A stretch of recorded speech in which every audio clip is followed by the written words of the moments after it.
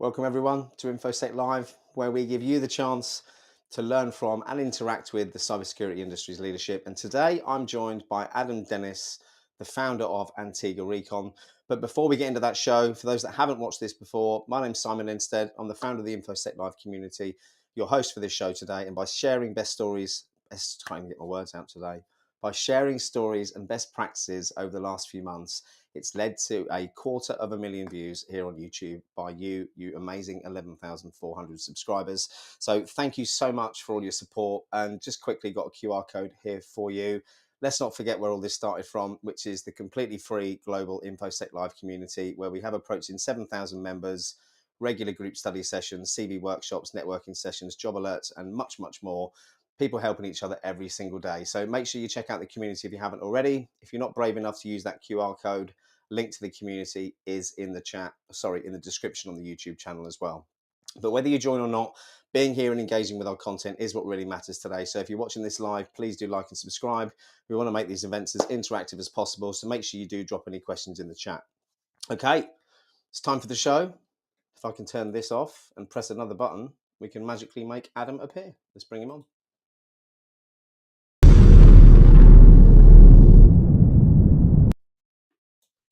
I wondered for a moment whether that was going to work with the kind of intro that we started off with today, Adam. Apologies for that. Good to see you. Thanks for taking the time to come on. So I'm still thinking. You're still thinking about Shaft and 70s music, aren't you? Yeah. For those that weren't in the green room before we started, when I showed Adam the intro music, he was desperate to become the Shaft character from the 1970s and start doing a bit of dancing. So I've talked him down for that. But he may break into dance at any point throughout the show today. We'll just have to wait and see. But before you start busting some moves live on air, Adam, do you want to just give our audience a little bit of background about yourself before we start talking about what you've been doing at AntiguaRecon? Yeah, I think I summed it up well, and when I wrote up the little piece that you had me write up, is I'm a bit of a misfit. You know, I think there are a lot of people in the field that are that way, but I didn't come, out of cybersecurity. I started in politics, went from there to running a nonprofit that worked with teaching kids who were trying to get out of the drug trade, basically programming skills and website skills. This is back before 2000. Then I started a company, a SaaS company, sold that in 2005, ran a bunch of software teams. And really how I got into the security side of things was, trying to teach software teams to do secure coding in from the very beginning, as opposed to when they find something's broken, which is when you have egg on your face.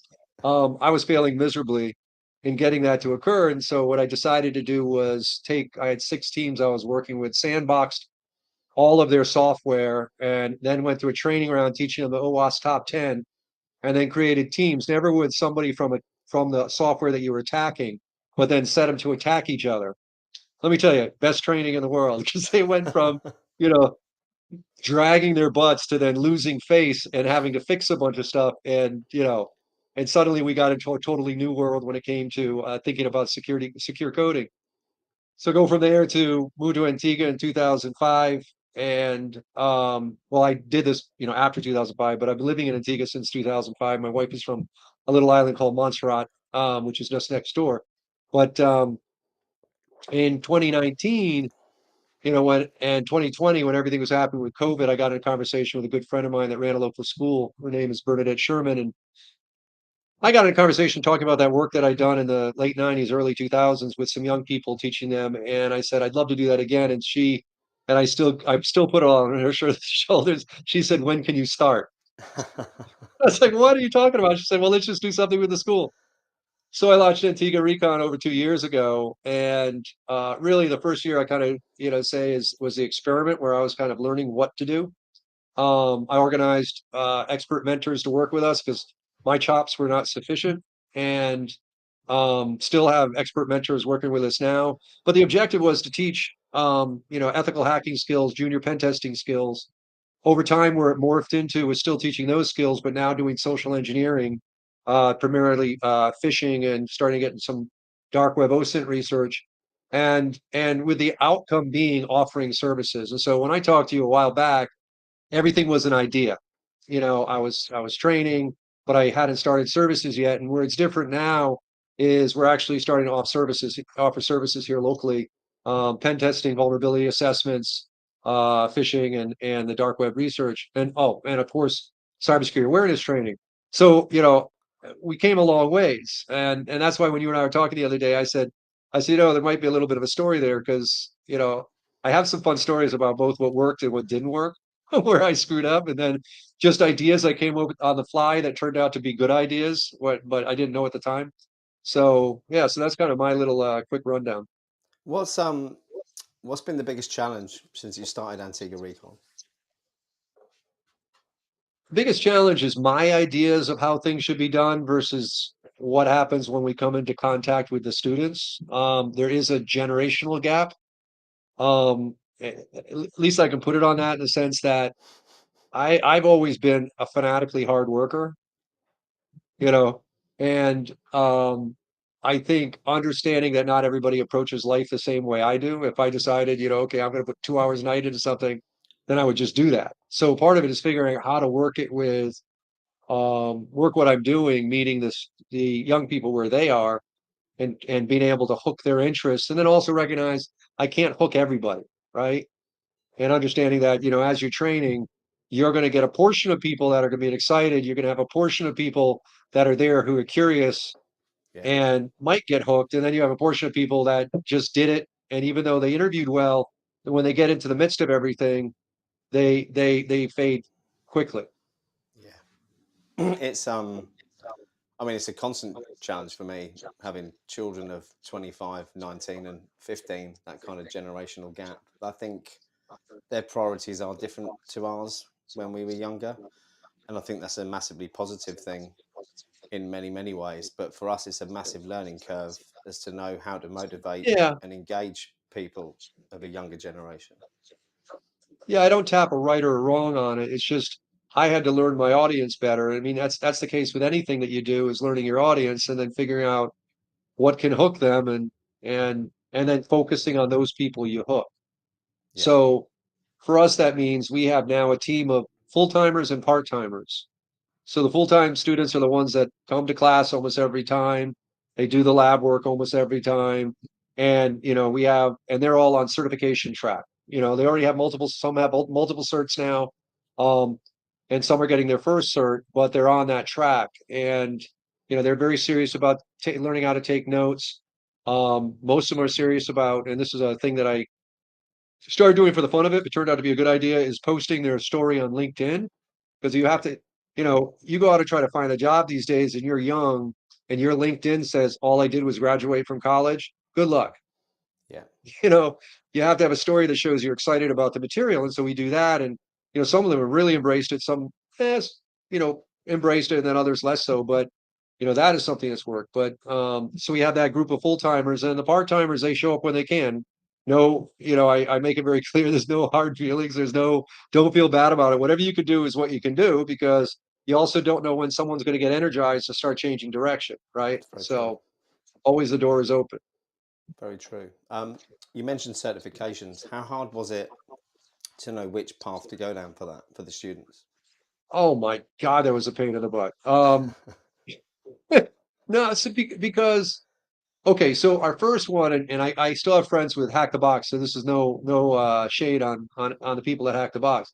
But I first started doing a cert there, the Junior Web Pen Tester cert for them, and the difficulty was I caught them in their first year of when they had their training material for the certification. So stuff was evolving as we went, and I think that was a bad idea. It was a bad timing thing. Plus, it was more, the material was written more for someone who was a little bit more advanced than what we were typically getting. I mean, most of the people that we get have no experience at all.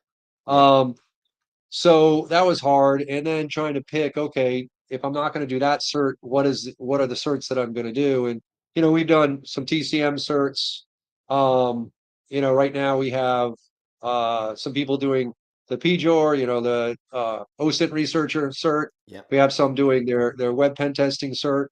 And then also we do have some additional hack the box certs that are being done. So we have a couple of layers where you start out. In fact, on the OSINT side, we start with the Basel Institute. They have a cert on OSINT that yeah. is a lot of fun. I mean, and it's good for us because it was all about marine fisheries.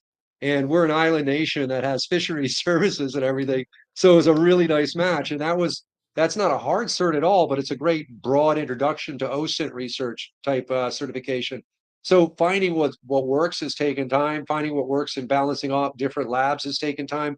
What's the right rhythm, how we go about things. And what we don't do is we're not, this is more like PhD level work in the sense that it's a lot of self-motivation. It's not, I'm not going to be treating you like I'm your teacher and, damn it, Johnny, you did something wrong. I'm going to give you an F. I mean, our punishment is we do make if we have a punishment, if someone does something that they really can't answer for, then we do have a singing episode. People get to pick the song they sing, and then they have to sing the song. So we do have some good. I've been punished before too, and I had to sing. So, What did you sing? oh God, I don't remember. Whatever it was, I did poorly. That's for sure. It's So sitting out we, there somewhere. Yeah, it's sitting out there somewhere as a video that could be set free to humiliate me. if anyone's watching who's got that video, please do set that free and let us see that. Yeah, You've talked about the certification path and the fact that that was quite difficult.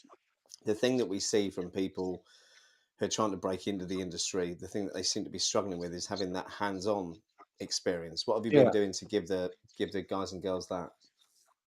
I think that's the other decision that I made that was right. I mean, we don't run like what would be considered a boot camp at all. Boot camp churns and burns, and I'm not doing it to offend anybody, but really a boot camp business model is to train as many people in a given period as possible to make money. Yeah, That's not really our focus. Our focus is not to make money. Our focus is to make enough money to keep running the program and to service customers, right? If we start making it be profitable, then ooh, but the point is that we want to be able to train in a way where you get the certification, but then you get the application. Because I've talked to enough people on the hiring side and in the professional world where they're already doing cybersecurity. I mean, we focus on from start teaching students how to take notes. How to record what worked, what didn't work, how you got to how you got where you got everything, so that all those notes, as you know, I mean, that becomes the basis for an audit report. So if yeah. you're doing an attack on somebody, you've got to show everything you went through every step of the way. And that's something that we teach from start to finish. And then that way when they move to actually do a report, they already understand why notes are really important. And we also do it in a way that, I jokingly say they should hate me, but I get a little particular sometimes on even formatting and how they present stuff Did because you say I like them. pedantic or particular? Which one was it? I was going to say pedantic, but I went with particular. But now you're throwing the word out there. Sorry, He's English. He's got to use the better words. I But have. That's what it anyhow, is. Yeah, but no, particular about it because I like avoiding unplanned work. I mean, I come out of the software field, and unplanned work is the enemy because it can mean a lot of lost money. And so in insisting on they do the notes using a particular way means that if we combine a series of notes, we're not suddenly spending 2, 3, 4, 5 hours yeah. making everything look the same. So it's that I think it seemed logical to me when I started the program to do that. Now I know it's logical because now that we Yeah. started working with customers, then automatically I don't have to worry about training somebody on how to take notes. It's already there. They know how to do it, they know why to do it, and the like. So without without giving away confidences about who you're working with, what kind of engagements have you won so far? Because you're doing bits and pieces at the moment, aren't you? Well, we have an incident response. which was very involved. It's not something that we want to have in our core competency right now. We did it. We ran it with um, a well-seasoned expert working with us. Um, we have some contracts right now that we're negotiating. So I'm expecting to land hopefully this week at two customers. Everything's been said, yes, they're going to go. Now it's just wrapping up the negotiations. Um, so not a lot right now. We're only just starting, but we did. I got agreement from the attack team, of which right now there are four people. There are three that are going to be adding on soon, I expect. Um, and that's on the pen testing side. And then when the three add on, they will bring and then a fourth onto the social engineering side. So, but we decided we're going to start out slowly and just go to about try to get 1 to 2 sales a month. Um, I think that sounds a little weird, but we want to make sure that we learn as we go and we get better and better. But the nature I of the think it contract, sounds very very sensible, seeing as it's a new startup with yeah, new people. It's the only way you can do it, right? yeah, you don't ever want to create a reputation with customers. That's the wrong reputation. You want your No, customers to come away with this notion that I got 100%, I got good service. And the worst thing that we could do is jump into it and say, yes, we're here. No, we're taking it slowly. We're taking it step by step. And then, we also have to learn. Again, I run many different software teams, but it's the same principle here. We have to learn how to work together, yeah, you know, when we're working with a customer, and then we have to learn how to make sure we work well with the customers. So, that's where we are. I fully expect this week we'll get those two. I'm going to be surprised if we don't. that's exciting. And where do you see this growing into? So, are you just servicing the islands at the moment? Are you going further afield? What are the plans for Antigua Recon?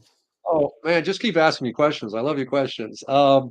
No, we're going to start with Antigua. The market here is not very big, so you can imagine we would saturate pretty quickly. I mean, it's Yeah. not like we have any competitors. How many people? Which How is many people live on Antigua? Out of interest. it depends on what report you look at, but around 100,000. Okay. Yeah, but I mean, there are certainly businesses here that that need the services, and a chunk of them go overseas for those services now. So if we can decouple some of that as we go along, that'll well be worth it. And we've got a mixture of people who are working locally as well as experts who work in the UK and the US.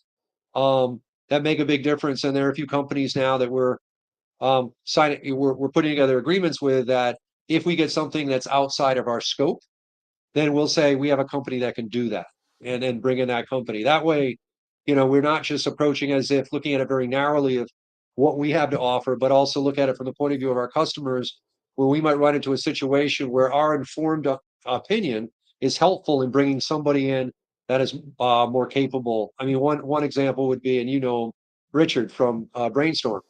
Yeah. They do ransomware negotiations. We're never going to do ransomware negotiations. So No. it's absolutely insane for us not to work in agreement with Richard to bring him in if we ever encounter that. It makes a lot of sense. Bring in a seasoned professional and specialize. So where I look at it going is um, I expect to do for a couple of months, 3, 4 months with Antigua, and then start branching out regionally. And then if we can create any alliances with any companies that are in the US, the UK, and Canada, then that becomes another scenario for us. I was going to ask actually, what are you looking for partnerships? What are you looking for if people are watching this? How can they get Yeah, I involved? think the partnerships that we'd be looking for are ones where there are sort of two models I can consider. Is one model would be someone would just want us to do a certain set type of pen testing or vulnerability assessment or anything like that, or even phishing. Um, or that's one scenario, and that's where our skills are largely positioning themselves right now. Or another scenario is someone to look and say, you know what, this is a good idea. I want to partner with this company and I want to get this company to train some people along a particular set of lines, Yeah. right? And then they'll do nearshore work for us, say if it's a US company, and we do that nearshore work. I mean, right now the set of services that we put together are largely the same services that are required by the FTC safeguards rule in the US, because in the Yeah. US if you're working with PPI and any type of financial loan stuff like that, you're required to have cybersecurity insurance, but you're also required to have a certain volume of pen tests, vulnerability assessments, and simulated phishing work and policy work to ensure that your company is meeting some blurry but at least some sense of At standards. least it's something. Uh, Yeah. yeah, yeah, yeah. And along those lines, I mean, we've been looking and building out a security policy that we can, a set of security policies that we can bring into any company we work with. So if they don't have security policies, then what we can do is help them put together a security policy position. Um, and that's something that I like as a twist that we're doing simply because is it really necessary? No, in the sense of as a company, you don't have to do that. But it seems to make a lot of sense with me because the first number of companies I talked with didn't have any type of security policy. How do you handle how are you going to handle incident response? How do you manage your backups? What do you do with handling professional versus private email? Keeping the two separate and even to the point of what's some good recommendations in terms of hardening your browsers against vulnerabilities like malicious payloads and stuff like that. And so, that's where we're taking it as well. Okay. Off on a tangent a bit now because I've been sat here thinking about this. Who's impressed you the most since you've Who's started impressed doing me it, the most? and why? Yeah, since you've started Antigua A Recon. student? Yeah. I can't say I'd get in trouble. That's like saying you have a favorite child. Are you Oh, do you crazy? do you not? I've got six. I've definitely got a favourite, but I'm not naming him on mine. Oh no, not really. I'm kidding. No, there are different ones for different reasons. I mean, there is a young lady who dropped out that she was like a breath of fresh air whenever we had class. I mean, she's a really positive person. And I'll cuss her by saying her name's Shaniqua, so if she watches this, she'll know that I'm giving her the long eye saying, "Why did you drop out?" But and then I have others. The ones that admire me the most are always the ones that are just relentless. Yeah. They just don't give up. I mean, because not everybody's going to take to this the same way. They're the ones that walk in the door and they get it right away. And they're the ones that walk in the door and don't. But always the one that survives, in my opinion, is the one who's relentless in their learning, right? Who's really just driven to learn. And we have one guy who works with us, and I will say his name, Dwight. And Dwight's been doing IT for a number of years. And Dwight said something to me one time in an apologetic voice, and I told him, "Why are you apologizing?" He said to me, "Hey, Adam, I know it takes me a while to learn the material, but my goal is to learn. I don't want to just get it done." Love that. I mean, do you Yeah. need to say anything else? I No. mean, and so I'm not saying, Dwight's a favorite, Shanique was a favorite. It's kind of like I love rum. I have all these different rums I like for different reasons. And in many cases, that's the same way I feel about it's the same way I feel about a lot of these students is and this is why I think for me I really enjoy teaching is because you see a different way of looking at life through their eyes and individually you get that variation that's very interesting and sometimes can make you realize you're thinking the wrong way, right? And you got to adjust your thinking. So Very, for very me, much so. what I get out of it is I think is as much learning as I do teaching in some ways. I mean, the reason I asked the question, and it was a bit of a roundabout way to get to this question, I suppose, or to the answer I was looking for. I've myself and the community have tried to help an awful lot of people in cybersecurity over the last 3 and a bit years now, and it's only been a very small percentage who've actually applied themselves and Yes. worked as hard as I would have hoped. So I suppose my question is, with the experience you've had now over the last couple of years with Antigua Recon, are you able to identify those who are going to stick at it from the outset easier now, or is it still just a complete guessing game? Well, you know what? I would love somebody from Israel's 8200 to contact me someday. And the reason is this is because they use a recruitment program that they start really young. And there are a Yeah. series of interviews they put the people through to identify the type of oh, by the way, I gotta say hello to two people. Hello, Zoe. Hello. Hello, Ayush. They both showed up, and I didn't notice it. Then I realized I They've only saw just jumped. Ayush. They've only just jumped in, so you're all right. Yeah, yeah. Yeah, So anyhow, I God, I lost train of thought. Something just happened on my screen. What was I saying? I can't remember either. Oh, You were 8200. saying you were Oh saying no, about 8200. Yeah, Israel. Yeah, yeah, 8200. When they interview for people in 8200, which is like the Israeli version of NSA. I yeah. mean, they might have changed the name recently, but the point is that um, they put people through a series of interviews to get a type of person, sort of an entrepreneurial mindset that thinks creatively and doesn't look at solving problems the same way every time, but trying different It's methods. funny. It's funny you should mention that. So my 19-year-old son Sonny did one of their assessments about 6 months ago now, and this company, I'll put the link in here. I don't know if you've ever spoken to these lot, Red Alpha Cyber. No, This is this is what they do basically. So they put you through this 2-hour test where they give you enough to learn how to solve it, but what they're looking for is how your brain works and how you go about solving it. And I think my 19-year-old is highly intelligent, landed a really good cybersecurity job at Aviva here in the UK, but he couldn't get any more than 60% on that test. It was super hard, super yeah. hard.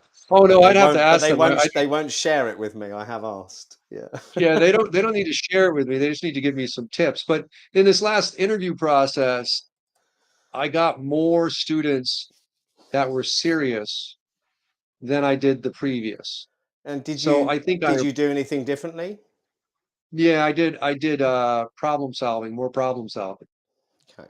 And then looked at how they problem solved and talked to them about that. So somewhat like what you were just describing with Red Rodolph, Alpha.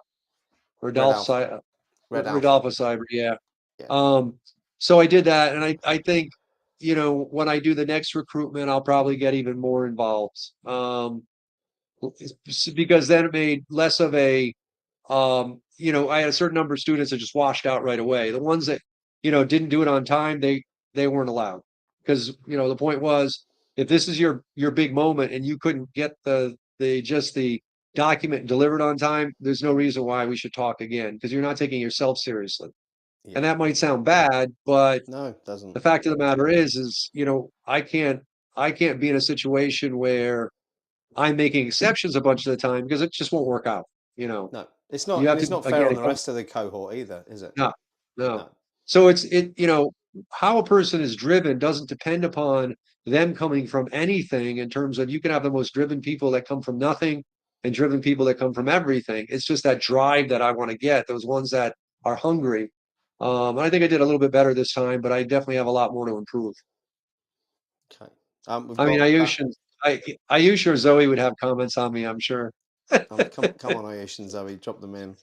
We've got 2 minutes left, and I want to use that 2 minutes to give you a chance to, I suppose, put across what help you're looking for, if any. If anyone wants to get involved, how can they get involved? I'll leave it open to you. Yeah, no, I mean that's fantastic. I mean, what we always need are cybersecurity experts to help us out. Yes, this is um not a not profit. It's not a nonprofit. And the reason is because here in Antigua, you can only be nonprofit or for profit. There's not in between like the US has, but we're Yeah. treating it like an in between where the money we make will go into our training. It's that simple. And we want to build up experience, so we're going to offer the experience. So if there's anybody in the pen testing side or the social engineering, particularly the phishing side, is where we need experience right now. I would please reach out via, InfoSec Live, or you can find me easily enough on LinkedIn. I've just put your Um, link. Just put your link in there. Have you connected with Kerry Johnson from Canada? I don't think so. No, no. That's one Let me. yeah. Yeah, And let then me just make a note of that now. yeah, and then if there's a He, company out there that does cybersecurity and likes what I'm saying and is curious, just contact me, because what I would love to do is, I mean, my objective is to build over time a cybersecurity company in here that's servicing other cybersecurity companies. Um, and and serving as a resource for training of local talent, because there's a lot of talent here. It's just the opportunity doesn't exist because we're in the middle yeah, of the Atlantic.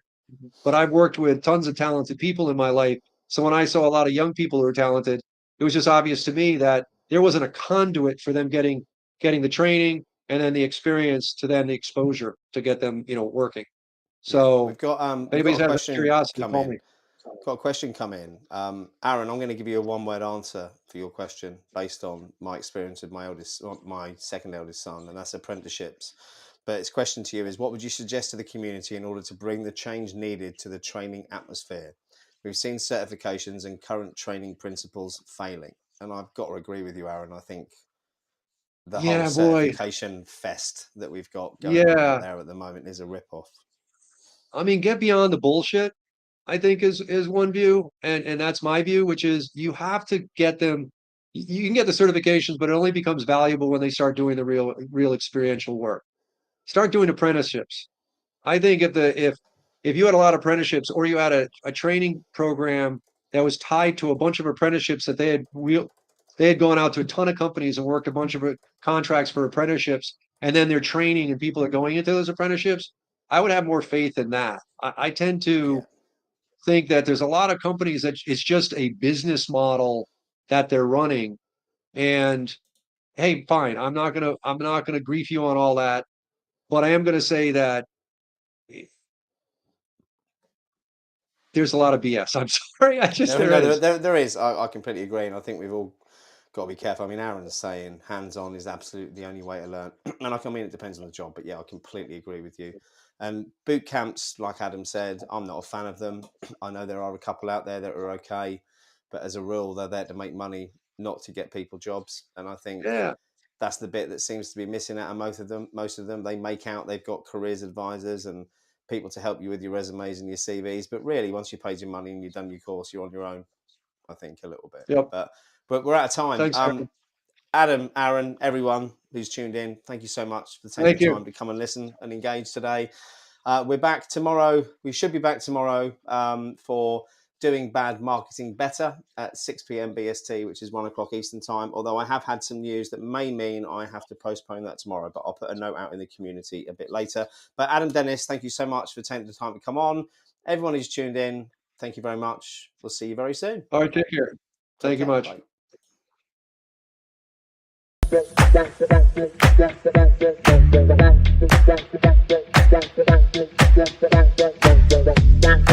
Bye.